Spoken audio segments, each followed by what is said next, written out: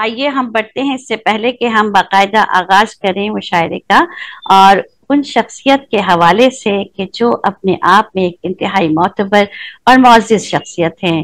آج 101 برسی ان کی منائی جا رہی ہے، ان کی سالگرہ کا دن، ان کی یوم ولادت کا دن، اور کتنے خوش نصیب ہوتے ہیں والدین جن کی اولاد ان کے لیے صدقہ جاریہ ہوتی ہے۔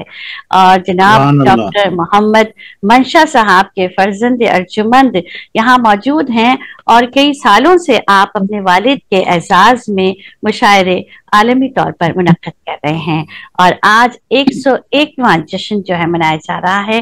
میں انتہائی ادب سے ملتمس ہوں ڈاکٹر ندیم ابن منشا صاحب سے کہ تشریف لائیں اور مفصل تعارف جو ہے وہ پیش کریں والد بزرگوار کا اور ایک عظیم شاعر کا، ایک عظیم شخصیت کا۔ آئیے سنتے ہیں۔ شکریہ بہت بہت عذرا علیم صاحبہ۔ محترم خواتین و حضرات، السلام علیکم۔ وعلیکم السلام۔ وعلیکم السلام۔ سب سے پہلے میں رب کریم و غفور الرحیم کا شکریہ ادا کرتا ہوں کہ اس نے پچھلے سال کی طرح اس سال بھی میرے والد محترم ڈاکٹر منشا الرحمان خان منشا کے یوم ولادت کے موقع پر یہ عظیم الشان عالمی مشاعرے کے انعقاد کی سعادت نصیب فرمائی۔ اس کے بعد میں سپاس فرما ہوں ڈاکٹر افضال الرحمان افسر صاحب کا اور محترم جناب کامران عثمان صاحب کا کہ انہوں نے آج کے اس یاد منشا عالمی مشاعرے کو منعقد کرنے میں اور یہ باوقار محفل سجانے میں میری دل و جان سے مدد کی اور حوصلہ افزائی کی۔ اسی طرح میں شکرگزار ہوں محترمہ عذرا علیم صاحبہ کا کہ جنہوں نے آج کے اس یاد منشا عالمی مشاعرے کی نظامت کرنے کی گزارش کو قبول کیا۔ میں ڈاکٹر توفیق احمد انصاری صاحب اور تمام شعراء کرام کا دل کی گہرائیوں سے مشکور ہوں کہ آپ لوگوں نے اس مشاعرے میں کلام خوانی کی درخواست کو قبول فرمایا۔ میری سمجھ محترم حاضرین، مجھے حکم ہوا ہے کہ میرے والد محترم ڈاکٹر منشا الرحمان خان منشا کی شخصیت اور زندگی پر اپنے خیالات کا اظہار کروں۔ میری سمجھ میں نہیں آ رہا ہے کہ اپنی بات کہاں سے شروع کروں۔ والد محترم ڈاکٹر منشا الرحمان خان منشا کا ذکر بحیثیت شاعر کروں یا بحیثیت ادیب ان کا تذکرہ کروں، یا ان کی پدرانہ شفقت اور محبت کی روشنی میں ان کی شخصیت پر روشنی ڈالوں۔ ڈاکٹر منشا ایک بہترین اور ہر دل عزیز شخصیت کے مالک تھے۔ وہ نیک دل و خوش گفتار انسان تھے۔ انہوں نے باغ و بہار طبیعت پائی تھی۔ وہ آخر عمر تک خدمت علم و ادب میں سرگرم رہے۔ اردو تہذیب ان کا اوڑھنا بچھونا تھی۔ گویا ان کی شخصیت کے بے شمار پہلو تھے اور ہر پہلو میں وہ یکتا و منفرد تھے۔ منشا صاحب کا پورا نام محمد منشا الرحمان خان منشا تھا اور منشا ہی تخلص فرماتے تھے۔ ان کی ولادت 1 مئی 1924 کو انڈیا میں ضلع بلڈانہ کے گاؤں پیپل گاؤں راجہ میں ہوئی۔ ان کے والد محترم کا نام علیم اللہ خان تھا۔ ڈاکٹر منشا نے جس اسکول میں اردو، عربی اور فارسی کی تعلیم حاصل کی تھی، اسی اسکول میں بعد ازاں بحیثیت معلم منسلک ہوئے۔ آپ نے اردو اور ایم.اے. فارسی کرنے کے بعد میر نظام الدین ممنون پر تحقیقی مقالہ پیش کر کے پی ایچ ڈی کی ڈگری حاصل کی تھی۔ آپ 1956 سے تاحیات ناگپور میں مقیم رہے۔ آپ نے ناگپور یونیورسٹی کے ایک کالج میں صدر شعبہ اردو اور فارسی کی حیثیت سے ملازمت کی اور اسی کالج میں صدر شعبہ اردو اور فارسی کی اس پوسٹ سے سبکدوش ہوئے۔ دوران ملازمت مشاعروں میں شرکت کرنے کی وجہ سے کئی بار والد صاحب کو چھٹیاں لینی پڑتی تھی، تو ایک دفعہ تنگ آ کر پرنسپل صاحب نے نہ چلیں گی ایک ساتھ، دونوں چیزیں نہ چلیں گی ایک ساتھ، شاعری کر لیجئے یا نوکری کر لیجئے۔ منشا صاحب کو شعر گوئی کا ذوق ودیت ہوا تھا۔ وہ زمانہ طالب علمی سے ہی شعر کہتے تھے۔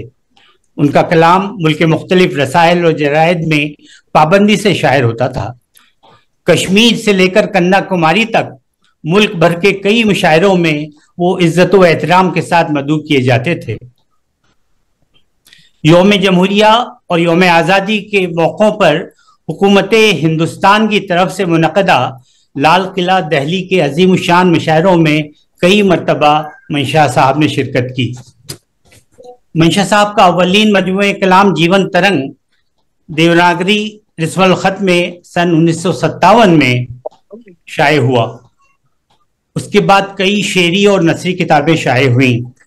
ڈاکٹر منشاء الرحمان خان منشا کی کتابوں کی کل تعداد 15، جو وسط ہند کے اردو ادب کے ذخیرے میں اضافہ کا درجہ رکھتی ہے۔ والد محترم ڈاکٹر منشا کی غیر معمولی علمی، ادبی اور شعری خدمات کا اعتراف کرتے ہوئے ہندوستان کی مختلف یونیورسٹیوں میں 3 طلباء نے ان کی شخصیت اور فن پر PhD کی اعلیٰ سند حاصل کی۔ ماشاءاللہ۔ علاوہ ازیں ان کی شعری و علمی خدمات کا اعتراف میں انڈیا کے کئی مشہور جرائد نے ڈاکٹر منشا پر کئی مخصوص نمبر شائع کیے۔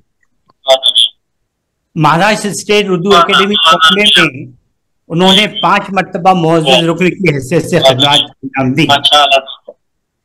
آپ آکاشوانی ٹیلی ویژن ناگپور میں مرکزی حکومت کی جانب سے ایڈوائزری کمیٹی کے رکن بھی نامزد ہوئے۔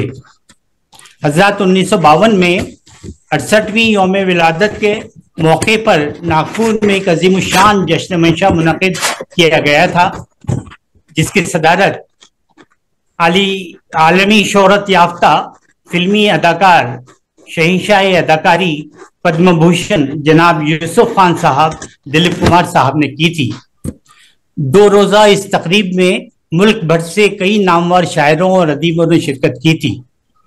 اس پروگرام کی نظامت محترم المقام جناب جگناتھ آزاد صاحب نے کی تھی۔ بڑا نام ہے جگناتھ آزاد، بڑا نام۔ حضرات منشا صاحب کی پوری زندگی بحیثیت استاد، شاعر اور ادیب گزری ہے۔ وہ اس حیثیت سے دور دور تک جانے پہچانے جاتے تھے۔ وہ دیر و حرم، شیخ و برہمن کے تنگ دائروں سے ہمیشہ دور رہے۔ ان کا شعر ہے کہ غم کے طوفان میں سنگین سی چٹان بنے، غم کے طوفان میں سنگین سی چٹان بنے، اپنی ہستی کا ہر ایک شخص نگہبان بنے، اور چاہے پھر بعد میں ہندو یا مسلمان بنے، پہلے انسان کو لازم ہے کہ انسان بنے۔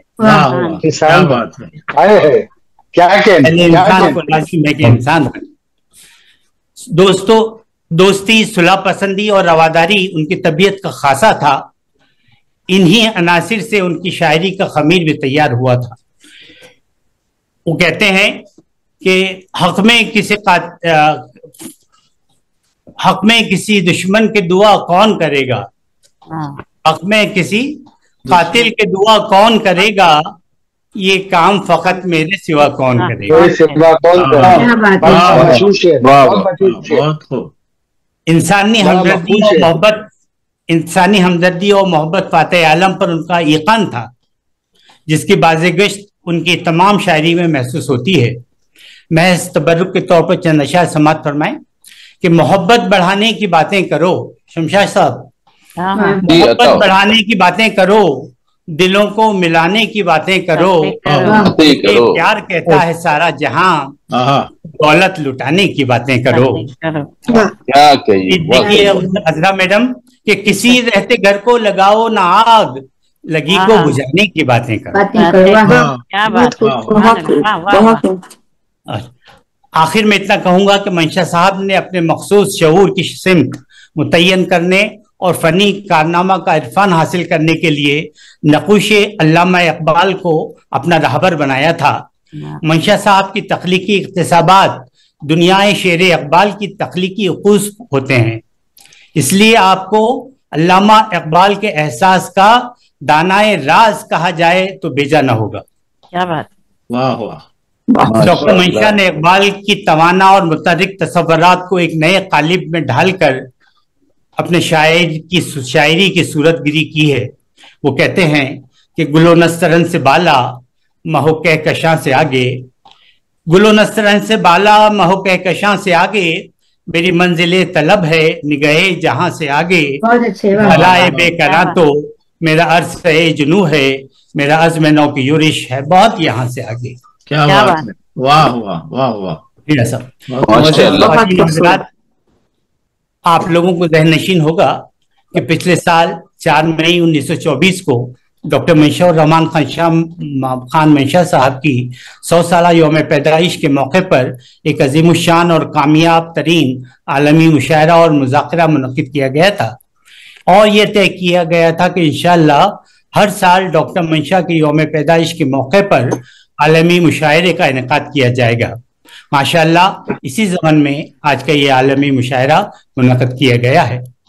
हजरात, मुझे इस साल के इस आलमी मुशायरे में ये ऐलान करते हुए खुशी हो रही है कि हम अनकरीब आलमी सतह पर उर्दू अदब और शायरी पर काम करने वाले चंद मोअज़्ज़िज़ शख्सियतों को उनकी खदमात के पेश नज़र हर साल डॉक्टर मंशा रहमान खान मंशा अदबी अवार्ड से नवाजा करेंगे। क्या बात है, इंशाअल्लाह। अच्छा, इसके लिए हम इंशाअल्लाह एक मशावरत कमेटी की तश्कील जल्द ही करेंगे। दुआ कीजिए कि हमें इसमें कामयाबी हासिल हो इंशाअल्लाह। आइए आखिर में अल्लाह गफूर रहीम से दुआ करें कि वो वालिद मोहतरम डॉक्टर मंशा रहमान खान मंशा की मग़फ़िरत फरमाए और जन्नत फिरदौस में आला मुकाम अता फरमाए। आमीन आमीन अल्लाहुम्मा आमीन। जज़ाकल्लाह, बहुत ही उम्दा आपने खैरात अकीदत पेश किया वालिद बुजुर्गवार के लिए भी और एक ऐसे अदीब व शायर के लिए जिन्होंने एक तारीख रकम की।